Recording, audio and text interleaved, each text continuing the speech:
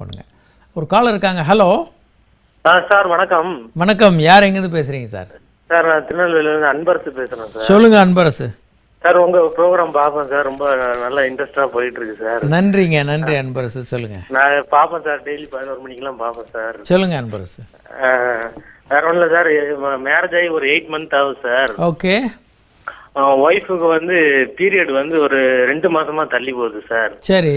இது 2 திருப்பு நடந்துருச்சு சார். இன்னும் பீரியட் ஆகலை சார். அதுக்கு என்ன சார் ப்ராப்ளம் இருக்கும்? இப்போ எவ்வளோ நாள் ஆச்சு கல்யாணம் ஆகி? ஒரு 8 மந்த் ஆகுது சார். சரிங்க. நீங்கள் ஒரு முறை யூரின் டெஸ்ட் எடுத்து பாருங்கள் கர்ப்பமாக இருக்காங்களான்னு. அது பார்த்தேன் சார், அது வந்து நெகட்டிவ் தான், அந்த கோடு நம்பர் வந்துச்சு சார். சரிங்க. அதுக்கப்புறம் நாங்கள் ஒரு டாக்டர் செக் பண்ணோம். ஓகே. அவங்க சொன்னாங்க ஸ்கேன் எடுத்து பாருங்க அப்படின்னு சொன்னாங்க. சரி. ஸ்கேன் எடுத்து பார்த்தோம், ஒரு 55வது நாள்ல எடுத்து பார்த்தோம் சார். ஒன்றும் இல்லைன்னு வந்திருக்கு. ஆமாம், ஒன்றும் இல்லை, நார்மலாக தான் இருக்குது அப்படிங்கிற சொன்னாங்க. அவங்கள்ட்ட கேட்டதுக்கு மாத்திரை எதுவும் வேண்டாம் அப்படின்னாங்க. இப்போ ஒரு 65-70 நாள் ஆயிடுச்சு சார், இன்னும் பீரியட் வரல. நாங்கள் அது குழந்தை உள்ளதை எதிர்பார்த்தோம், ஆனால் அது சரியான ஒரு இது இல்லையே சார். இல்லை, உங்கள் மனைவி இருக்கிறது கர்ப்பம் இல்லை, இது இர்ரெகுலர் பீரியட்ஸுங்க. நீங்கள் என்ன பண்ணுங்க, அவங்களுக்கு மருந்துகள் கொடுத்து பீரியட்ஸ் வர வச்சுட்டு அடுத்த சைக்கிளில் மறுபடியும் ட்ரை பண்ணுங்க. இப்போ இருந்தே நீங்கள் ட்ரீட்மெண்ட் ஆரம்பிச்சிடலாம். அதாவது ஒரு பிரச்சனை இல்லைன்னா நீங்கள் 1 வருடம் வெயிட் பண்ணலாம். சரி சார். உங்கள் மனைவிக்கு ஏற்கனவே இர்ரெகுலராக இருக்குது பீரியட்ஸ்னால் நீங்கள் கொஞ்சம் முன்னாலே கூட ட்ரீட்மெண்ட் ஆரம்பிக்கலாம், எந்த தவறும் இல்லை. நீங்கள் உடனே ட்ரீட்மெண்ட் ஆரம்பிச்சிக்கலாம், ஒன்றும் பிரச்சனை இல்லை சார். இந்த இது வந்து உறவு வச்சுக்கிறது வந்து இந்த பீரியட் நடக்காமல் இருக்குல்ல சார், அந்த டைமில் வச்சுக்கலாமா சார்? பீரியட்ஸ் அப்பயும் வச்சுக்கலாம், எல்லா நாளும் வச்சுக்கலாங்க. ஆனால் கருத்தரிக்கிறதுக்கான வாய்ப்பு எப்போ இருக்குது அப்படின்னு பார்த்தீங்கன்னா, நீங்கள் வந்து பீரியட்ஸ் நின்ன பிறகு நீங்கள் ரெகுலராக செக்ஸ் வச்சுக்கோங்க, அடுத்த பீரியட் வர வரைக்கும் ரெகுலராக வைங்க, அப்போ கருத்தரிக்க வாய்ப்பு இருக்குது. பீரியட்ஸ் அப்போ செக்ஸ் வச்சுக்கலாம், ஆனால் அந்த நேரம் செக்ஸ் வச்சுக்கிட்டிங்கன்னா கருத்தரிக்க வாய்ப்பு இல்லை.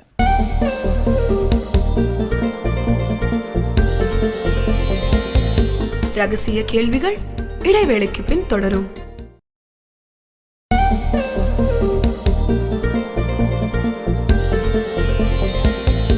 ரகசிய கேள்விகள் தொடர்கிறது. ஒரு காலர் இருக்காங்க. ஹலோ. Hello sir. வணக்கம். யார் எங்கேருந்து பேசுகிறீங்க சார்? சார் என்னோட பேர் குமார் சார். சொல்லுங்க குமார். சென்னையிலேருந்து பேசுகிறேன். சொல்லுங்க சார். என்னோட வயசு 25 சார். ஓகே. கடந்த 8 வருஷமாக கைப்பழகம் இருக்கு சார். ஓகே. ஆனால் சார் என்னோட டவுட் என்னன்னா சார், என்னோட விதைப்பை இருக்குல்ல சார், அதில் வந்து நரம்பு சுருட்டல் இருக்கு சார். சரி. எப்படி உங்களுக்கு தெரியும்? அது எனக்கு பார்த்தாலே விசிபிளாகவே இருக்கு, ஒரு தொட்டு பார்த்தாலும் நல்லா தெரியுது. நீங்கள் எந்த காலேஜில் பட்டம் வாங்கினீங்க? இந்த மாதிரி தப்புகள் பண்ணக்கூடாதுங்க. நீங்கள் இட் இஸ் நாட் கரெக்ட். நீங்கள் இந்த மாதிரி பண்ணிங்கன்னா உங்களுக்கு கேன்சர் இருக்குது, நீங்கள் மூளையில் கட்டியிருக்கிறதெல்லாம் நீங்களே கண்டுபிடிச்சிருவீங்க. அப்புறம் உங்கள் வாழ்க்கையே நரகமாக இருக்கும். உங்கள் வாழ்க்கையை நரகமாக்குறதுக்கு இது போல் ஒரு எளிமையான விஷயமே இல்லை. நான் ஒரு நாளைக்கு ஆணுறுப்பில் அது இருக்குது இது இருக்குதுன்னு வர 20 பேர் ஆண்களையாவது பார்க்குறேன் ஒரு நாளைக்கு. ஒரு 100 ஆண்கள் பார்த்தேன்னா அதில் 20 ஆண்கள் எனக்கு அது இருக்குது. ஒன்றும் இல்லை, நார்மலாக இருக்கும். உத்து பார்த்து அதில் கருப்பு புள்ளி இருக்கும், இல்லை கொஞ்சம் சிவப்பாக ரெட்டிஷாக இருக்கும். அது ஏற்கனவே நார்மலாக, அது நார்மல் தான். அதை பார்த்துட்டு இது எனக்கு அதுவாக இருக்குது இதுவாக இருக்குன்ற ஆண்களை பார்த்து எங்களுக்கு டெய்லி 20 பேரை பார்ப்பேன்னா பாருங்கள். இந்த மாதிரி நீங்களாக கண்டுபிடிக்கிறதெல்லாம் நிறுத்துங்க. முதல்ல வந்து நீங்கள் வந்து ஒரு சயின்டிஃபிக்காக டெஸ்டிஸ் எக்ஸாமினேஷன் கற்றுக்கலாம். அது கூட உள்ளே இருக்கிற நரம்புகள் சுருண்டிருக்கிறதப்பெல்லாம் பார்க்கக்கூடாது. டெஸ்ட்டு சைஸ் வந்து பெருசாக வீங்குது அப்படின்ன மாதிரி இருந்தால் அதில் இது கேன்சர் வருதான்றதை, அதுவும் உங்களுக்கு கொஞ்சம் ட்ரைனிங் வேணும். அது வந்து ஒரு டாக்டர்கள்ட்டேருந்து கற்றுக்கணும். எக்ஸாமினேஷன் மார்பகங்களை பெண்களுக்கு செக் பண்ணுறதுக்கு கற்றுக்க சொல்கிறோம். ஆனால் இந்த நரம்பு சுருண்டிருக்கிறதெல்லாம் நீங்கள் கண்டுபிடிச்சிங்கன்னா இது ஆபத்து. அது உங்களுக்கு கண்டுபிடிக்க தப்பாக தான் இருக்கும், வேறு ஒன்றும் இல்லை. நீங்கள் தப்பாக சும்மா இருக்கிறத பார்த்து அது எனக்கு சுருண்டு இருக்குது அதுவாச்சா இதுவாச்சான்னு சொல்லிட்டு இருப்பீங்க. நாங்கள் பல நேரங்களில் தமிழ்நாடு கலாச்சாரத்திற்காக சில விஷயங்களை பேசுகிறதில்ல. இப்போது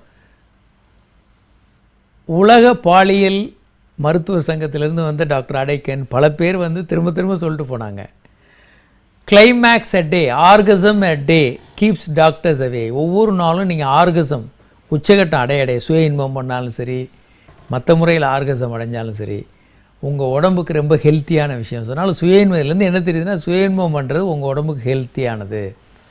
பல நேரங்களில் இது நம்ம பெற்றோர்களுக்கு பகீர்னு தங்க பிள்ளைகளை தான் தூண்டுறாங்க டாக்டருன்னு மாதிரி ஒரு எண்ணம் வந்துடும். அதனால தான் இதை ரொம்ப நாங்கள் சொல்கிறதில்ல. ஆனால் விஞ்ஞானபூர்வமாக நிரூபிக்கப்பட்டது என்னென்னா, நீங்கள் சுயன்பம் பண்ணாலும் செக்ஸு டெய்லி பண்ணாலும் உடம்புக்கு நல்லது. அது செக்ஸு பண்ணுறீங்களா சுயன்பம் பண்ணுறீங்களான்றது இங்கே மேட்ரு இல்லை.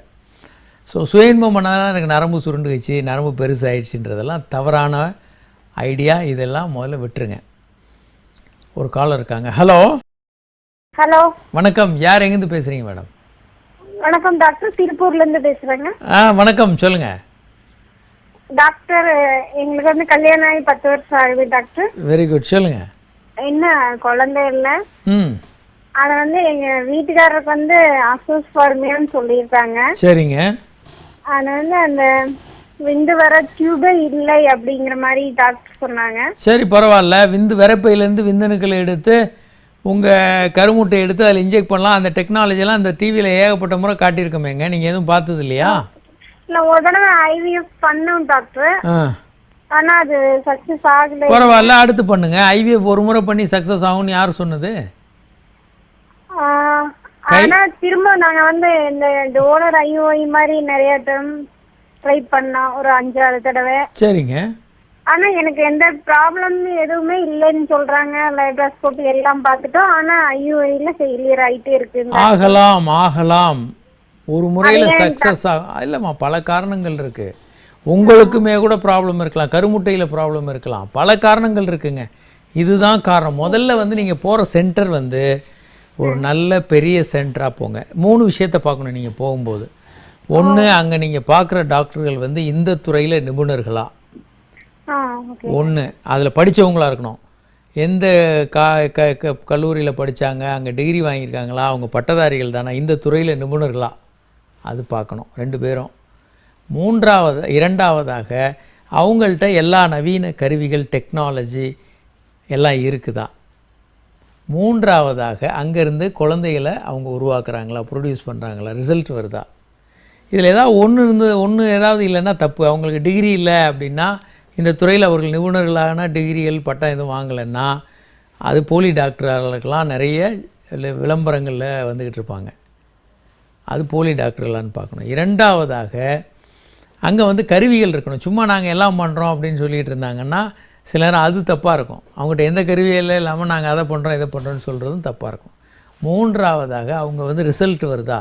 நிறைய பேர் குழந்தை டெஸ்ட் டியூப் பண்ணால் அதில் எத்தனை சதவீதம் சக்ஸஸ் ஆகுது, ஐயூஐ பண்ணால் எத்தனை சதவீதம், இந்த விஷயங்களை கொஞ்சம் தெரிஞ்சுக்கணும் நீங்கள். அப்புறம் தான் டாக்டர் போகணும். இல்லைனா சின்ன குட்டி கிளினிக்கில் அவங்க வாட்டுக்கு நாங்கள் ஒரு இதை பண்ணுறோம் அதை பண்ணுறோன்னு சொல்லும்போது அங்கே போய் பல நேரங்களில் உங்களுக்கு தோல்வி ஆகும்போது நோயாளிகள் பெருமளவுக்கு மனத்தளர்வாயிடுவாங்க. சக்ஸஸே ஆகாதுன்ற மனநிலைக்கு வந்துடுவாங்க. அது நல்லதில்ல. ஒரு காலர் இருக்காங்க. ஹலோ சார், திருவண்ணாமலை பேசுகிறேன் சார். திருவண்ணாமலை வந்து சொல்லுங்கள் சார். சார், யூரின் படத்தில் வெள்ளையாக இருக்குங்க சார், பயமாக இருக்குங்க சார். யூரின் போகிற இடத்துல உங்களுக்கு வெள்ளையாக இருக்கா? ஆமாங்க சார். ஆணுறுப்பு ரொம்ப பெருசாக இருக்குங்க. அதில் எந்த இடத்துல வெள்ளையாக இருக்குது? அதான் சார், முன்னாடிங்க சார், முன்னாடி அந்த இடத்துல வெள்ளையாக இருக்கா? ஆமாங்க சார். இது யாராவது டாக்டர்கள் பார்க்கணுங்க. ஒன்று லேசாக வெள்ளையாக இருக்கிறது வந்து பூஞ்சைக்காளான் இருக்கலாம், அல்லது முன் தோலில் வந்து வெள்ளையாக இருக்கிறது தோலில் நிறமியல் போய் வெள்ளையாக இருக்கலாம். அந்த இடத்துல தோல் பின்னால் போகலனாலே நல்லா மூடிக்கிட்டு இருந்தாலே தோலுக்கும் அடியில் இருக்க அந்த செவந்த பகுதிக்கும் இடையில ஸ்மெக்மா என்ற ஒரு திரவம் இருக்கும். அதை நீங்கள் க்ளீன் பண்ணணும் டெய்லி. வெறும் ப்ளைன் வாட்டரில் க்ளீன் பண்ணணும், சோப் போட்டு க்ளீன் பண்ணக்கூடாது. இதை க்ளீன் பண்ணாமல் இருந்தாலே அந்த தோல் வந்து முன் தோல் வந்து வெள்ளையாயிரும். அதுவே ஒரு காரணமாக இருக்கும். அதையும் நம்ம செக் பண்ணணும். முன் தோல் வெள்ளையாக இருக்கான்னு பார்க்கணும். ஸோ இப்படி பல விஷயங்கள் இருக்குது. இந்த விஷயங்களை நம்ம சரி செய்ய வேண்டும். என்ன காரணம்னு பார்த்து தான் ட்ரீட் பண்ணணும். ஒன்று பூஞ்சை காளானா இல்லை முன் தோல் வெள்ளையாக இருந்தால் ஒன்று அறுவை சிகிச்சை பண்ணி தான் எடுக்கணும். வேறு ஒன்றும் ட்ரீட்மெண்ட் அதுக்கு இல்லை. ஸோ இன்னும் நம்ம பல்வேறு விஷயங்களையும் தொடர்ந்து இந்த நிகழ்ச்சியில் பேச போகிறோம். இன்றைக்கி நம்ம ஹார்மோன்களோட எஃபெக்ட் என்ன அப்படின்றத பற்றி பேசிகிட்டு இருக்கோம். இதனுடைய தொடர்ச்சியை நாளைக்கு பேச போகிறோம் தொடர்ந்து. இன்று இந்த நிகழ்ச்சியில் பங்கு கொள்ள இயலாத வாசகர்கள் உங்கள் கேள்வியில் எங்களுக்கு எஸ்எம்எஸ் மூலமாக அனுப்பலாம்.